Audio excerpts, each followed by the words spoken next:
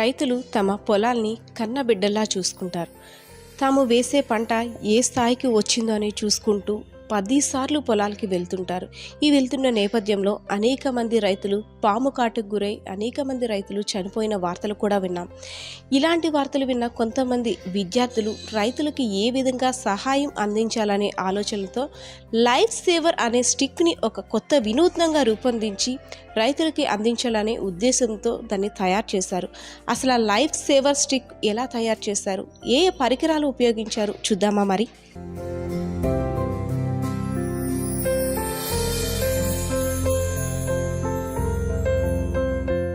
విజయనగరం జిల్లా కేంద్రంలో కస్బా స్కూల్లో 9వ తరగతి చదువుతున్న రవితేజ ఒక వినూత్నంగా లైఫ్ సేవర్ స్టిక్ని కనుగొని అందరి చూపుల్ని ఆకర్షించుకుంటున్నాడు.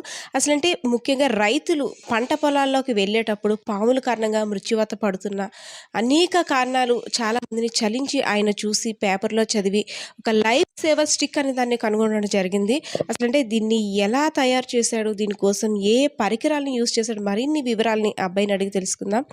రవితేజ, అంటే దీన్ని తయారు చేయాలని అనే ఆలోచన నీకు ఎలా వచ్చింది? రైతులు అనేవారు పాము కాటుకలోనే చనిపోతున్నారు, వాళ్ళని ఎలాగైనా కాపాడాలనే ఉద్దేశంతో మేము దీన్ని తయారు చేయడం అనేది జరిగింది.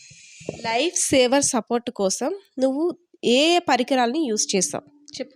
ఎసెంటిక్ motor, lithium ion battery, switches, ఇటువంటి కనెక్టర్, ఇటువంటివి యూజ్ చేసి మేము ఈ ప్రాజెక్ట్ని అనేది తయారు చేయడం జరిగింది.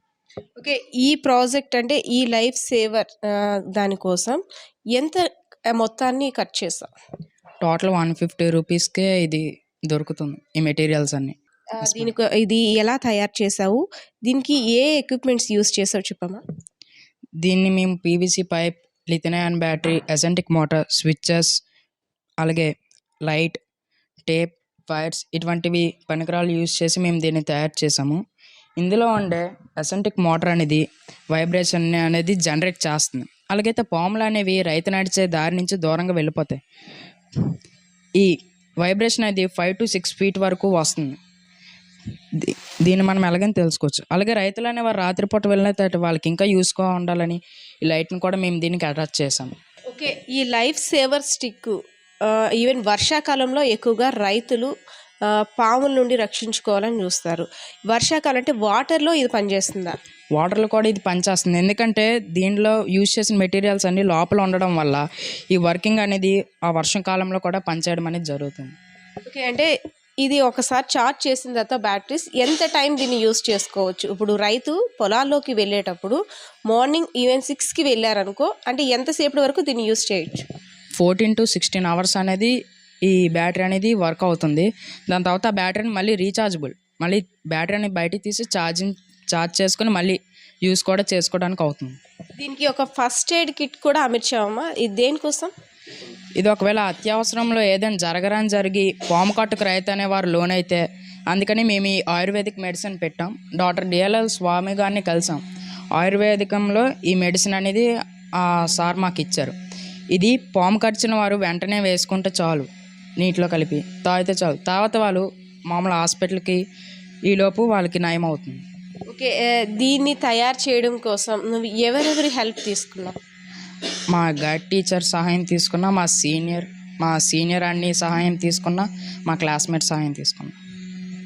ఓకే, అంటే దీన్ని మొత్తం ఇలా తయారు చేయడానికి అంటే త్రూ వైబ్రేషన్, రైతులు పొలాల్లోకి వెళ్ళేటప్పుడు ఈ వచ్చే వైబ్రేషన్ కారణంగా పాములు దూరంగా జరిగి పాము కాటుకి లోన్ అవ్వకుండా ఉంటారనమాట. అండ్ ఎర్లీ అవర్స్లో వెళ్ళేటప్పుడు రైతులు కూడా ఎర్లీ మార్నింగ్ అవర్స్లో వెళ్తుంటారు, ఈవెన్ నైట్ టైంలో కూడా పొలాల్లోకి వెళ్తుంటారు. కాబట్టి వాళ్ళకి టార్చ్లో కూడా యూస్ చేయడానికి ఇక్కడ లైట్ని కూడా అరేంజ్ చేశారు.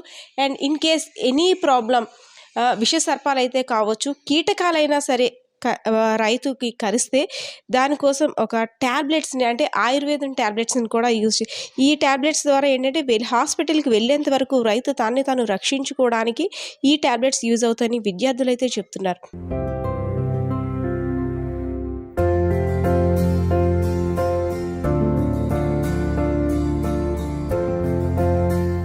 పిల్లలు తయారు చేసిన లైఫ్ సేవర్ స్టిక్‌ని ఎలా తయారు చేయాలో, దాన్ని ఎలా వినియోగించాలో, వాటికి ఏ పరికరాలు అవసరం ఉంటాయో, టీచర్స్ కూడా చాలా సహకారం అందించారని పిల్లలు కూడా చెప్తున్నారు. అసలంటే టీచర్స్‌ని వాళ్ళు ఏ విధంగా కన్సల్ట్ చేశారో, టీచర్స్ సహాయాన్ని ఎలా పొందారో మరిన్ని వివరాలు తెలిపేందుకు టీచర్స్ కూడా మన ముందున్నారు. మేడం నమస్తే మేడం. నమస్తే అండి. మేడం మీ పేరు? నా పేరు భాగ్యలక్ష్మి. నేను కస్బా హై స్కూల్‌లో బయాలజీ టీచ్ చేస్తాననమాట. మేడం అంటే పిల్లలకి ఒక మంచి ఆలోచన వచ్చింది. రైతులు పడే కష్టాల్ని వాళ్ళు స్టడీ చేయబట్టి రైతులకి ఏ విధంగా సహాయం అందించగలమనే ఆలోచనలతో వాళ్ళు మీ దగ్గరికి క్వెషన్ మీద వచ్చారు. అసలంటే ఇది ఈ విధంగా చేయాలని మీరు ఏ విధంగా చెప్పారు పిల్లలకి? యాక్చువల్‌గా పేపర్‌లోని పాము కాటు వలన చనిపోయిన రైతుల కోసం పిల్లలు కొన్ని న్యూస్‌లు చూసి దీని మీద ఏదైనా ప్రాజెక్ట్ చేయాలంటే బాగుంటుంది మేడం. ఇలా చేయాలి అంటే మనం ఏం చేయొచ్చు? మనం చాలా సింపుల్‌గా దీనికి చేయగలిగేది ఏమైనా ఉందా అని చెప్పి వచ్చారు. యాక్చువల్‌గా రైతులంటే మన దేశానికి అన్నదాతలు. అటువంటి రైతులు, వెన్నెముక లాంటి రైతులు ఇలాంటి పాము కాటు వలన తమ ప్రాణాలను కోల్పోవడం అన్నది నిజంగా చాలా బాధాకరం. ఈ రైతుల్ని సపోర్ట్ చేయడానికి చాలా తక్కువ కాస్ట్‌లో సింపుల్‌గా ప్రతి ఒక్కరూ వాడుకునేలాగా ఉండే ఏదైనా ఒక ఎక్విప్‌మెంట్ మన పరిధిలో ఉన్నది చేయగలగడం అన్నది ఆలోచించాల్సిన విషయం అని అనిపించింది. జనరల్‌గా యానిమల్ బిహేవియర్ ఏంటి అంటే వైబ్రేషన్స్‌కి అవి దూరంగా వెళ్ళిపోతాయి. ఇది ఏ యానిమల్ అయినా జనరల్‌గా మనం అదిలించడానికి, బెదిరించడానికి యూజ్ చేసే వన్ ఆఫ్ ద టెక్నిక్. రైతులు కూడా ఈ స్టిక్స్‌కి వాళ్ళు ఏం చేస్తారు అంటే కొందరు మువ్వలు కడతారండి. లేదు అంటే పశువులు రాత్రిపూట వాటి కాళ్ళకి గజ్జెలు కట్టి, ఎందుకు పశువులకి గజ్జెలు కట్టారు అంటే నైట్ టైం అవి కదులుతూ ఉంటాయి. ఆ శబ్దానికి, వైబ్రేషన్‌కి పాములు దూరంగా వెళ్ళిపోతూ ఉంటాయని మనకి చెప్తూ ఉంటారు. సో, ఆ టెక్నికల్ ప్రిన్సిపల్‌ని యూజ్ చేసుకొని ఈ స్టిక్‌ని తయారు చేయొచ్చును అని చెప్పి అనిపించింది. సో, దీనికోసం మనం పిల్లలకి ఇన్‌స్ట్రక్షన్ ఇవ్వడం జరిగింది. పిల్లలు దగ్గరగా ఉన్న రైతుల దగ్గరికి వెళ్ళి రైతులు పొలం దీంట్లో పాము కాటుకు గురి అవ్వకుండా ఎటువంటి జాగ్రత్తలు తీసుకుంటున్నారో కనుక్కున్నారు.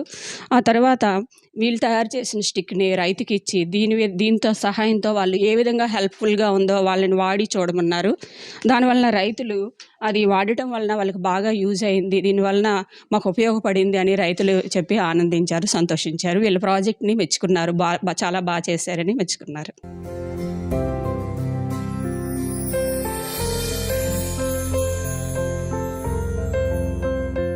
చూసారుగా విద్యార్థులు వినూత్నంగా అంటే రైతుల కోసం తామేం చేయగలమనే ఆలోచనతో వారికి వచ్చిన చిన్న చిన్న ఆలోచనతో ఒక మంచి పరికరాలని తయారు చేసి రైతులకి అందించాలనే ఉద్దేశం గొప్పదే కదా.